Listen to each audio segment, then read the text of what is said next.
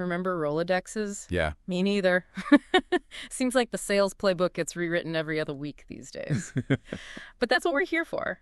Today, we're diving deep into network selling, specifically for B2B. And we've got some great material to work with, too. Definitely. We've been getting a lot of questions about how this whole network selling thing actually works. So we've got this consultant's whole program broken down into 3 separate PDF documents. Which is great because it lets us really dig into the why, the what, and the how of network selling. Exactly. Let's start with the why. I mean, we all know that old school cold calling just doesn't cut it anymore. But what's changed on the buyer's side?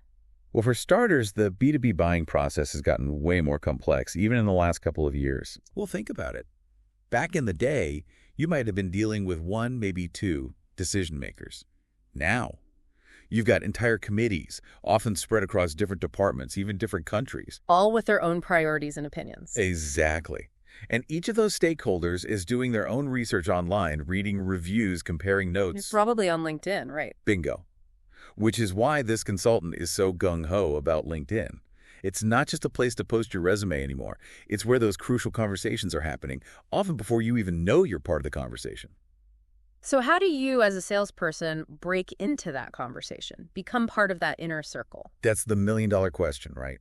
And it's not about spamming people with sales pitches. This consultant is all about building genuine relationships, positioning yourself as a trusted advisor within your niche. Which takes time Ah, and strategy. absolutely. And that's where I think this program overview, the Network Selling Empowering 2024 document, comes in. They're not advocating for a complete overhaul of your existing sales process. Right. It's about enhancement, not replacement. They actually use this great analogy, choosing the right bicycle for a race. You didn't show up to a mountain bike rally with a sleek road bike. Yep, or not end well. Exactly. Yeah. Same with network selling. You need the right approach for your specific team, your goals, even your industry. And just like there are different bikes for different terrains, this consultant actually offers different editions of their program. So how do you figure out what bike, or in this case, what approach to network selling, is right for your sales team? Well, it starts with a good, hard look in the mirror. This consultant actually provides a framework for assessing where you're at. Some teams might be just starting out with LinkedIn, while others might have the basics down, but need help with strategy and execution. Makes sense. So once you've got a handle on where you stand, where do you go from there? This other document, Network Selling Project Plan 24, sounds like it might hold some clues. It's all about taking action. This document lays out a really concrete plan, a 9-week campaign specifically for LinkedIn. 9 weeks, that's it. That feels shockingly, I don't know, approachable. I was expecting something way more intense. That's the beauty of it. It's broken down into manageable chunks. Week 1, you're laying the groundwork. Like prepping your LinkedIn profile. I know mine could use some work. Exactly. Make sure it's telling the right story. This consultant recommends treating it like your online storefront. And then there's your content, getting those marketing materials ready to go. So you're not jumping on LinkedIn and sending out a zillion connection requests on day 1. Not quite. This isn't about blasting everyone with the same generic message. Weeks 2 and 3 are where you really start connecting with people. And this is where LinkedIn Sales Navigator can be a game changer. I was going to ask about that. It seems like every sales guru is singing the praises of Sales Navigator these days, but it does come with a price tag. It does, although the consultant does mention that there are ways to get creative even if you're on a tight budget. Oh, like what? Well, for example, they talk about using the alumni feature. You can use it to connect with people who went to the same school as you and are now working at your target companies. That is such a good idea. See, I knew there were hidden gems in LinkedIn. What else? LinkedIn groups are another great and free resource. You can find groups specifically for your industry, your ideal client profile. And start building relationships organically within those communities. Precisely.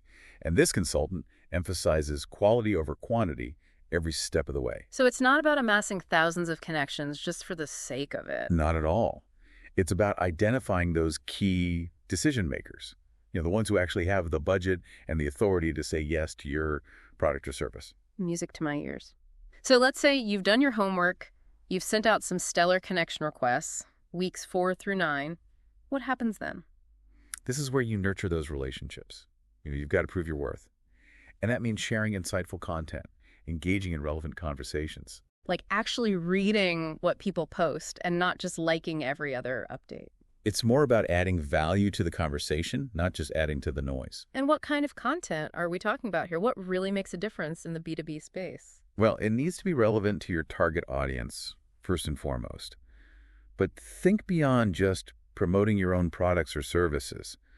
Share industry insights, maybe some thought leadership pieces, even just interesting articles or blog posts that you come across. So it's about becoming a resource, a thought leader in your space. Exactly. Someone people trust and want to hear from. And then, if the opportunity feels right, you might send a well-crafted in-mail message. But this is not the time for a hard sell. More like a continuation of that relationship you've been building. Exactly. Now, while all of this is happening on LinkedIn, it's important to remember that it doesn't exist in a vacuum. You've still got your existing sales processes. Right. This isn't about throwing the baby out with the bathwater. It's about finding ways to integrate. And speaking of integration, the consultant mentions CRM. How does that factor into this whole network selling equation? CRM is essential for tracking your progress. As you're connecting with people on LinkedIn, you can tag them in your CRM, make a note of their interests, track your interactions. So you've got all that valuable data in one place. Makes sense. It's like having a detailed map of your network. Exactly. And speaking of results, this is where it gets really interesting. Because this consultant actually included some case studies in these materials, right? Always love a good case study. Yeah. And there's one in particular that really jumped out at me. They highlighted this B2B sales team that managed to rack up 180,000 views on their LinkedIn content. Wow. Okay. That's a lot of eyeballs. Yeah. And get this, they also gained 450 new contacts in just 13 weeks. Okay, that's impressive. But were those, quality connections? Did it actually translate into, well, anything? That's the thing, it did. This wasn't just about vanity metrics. This team was laser focused on connecting with the right people, and it resulted in real business opportunities. And that's what this consultant is all about. Building those authentic relationships that lead to long-term growth. It's a marathon, not a sprint. I like it. Exactly. And that brings us to what I think is a really crucial point. This consultant emphasizes that network selling isn't just about individual salespeople hitting their quotas. It's about creating a culture of networking and knowledge sharing within your entire organization. Oh, I love that. So it's bigger than just the sales team. Way bigger.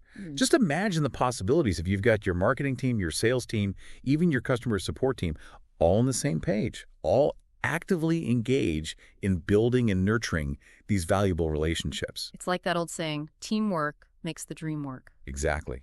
When everyone is working together, sharing insights, supporting each other, that's when you unlock that real exponential growth.